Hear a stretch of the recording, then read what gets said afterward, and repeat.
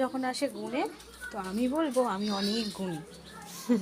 কিন্তু প্রকৃতি আমার সাথ দেয় না। দেখো, অর্গানিকভাবে চাষ করি কোনো কিছু না দিয়েই, আর প্রচণ্ড পোকা লেগে যায়।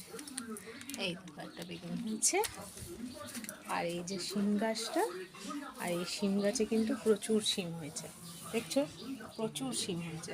আর সেই শিমগুলোর মধ্যে থেকে এই শিমগুলো তুলেছি। তো যেগুলো তুলেছি তোমরা দেখছো, এগুলো এখনও অনেকটাই কিন্তু বাকি রয়েছে, অনেক বাকি রয়েছে, কারণ প্রত্যেকটার এখনও কিন্তু ফুলগুলো যায়নি।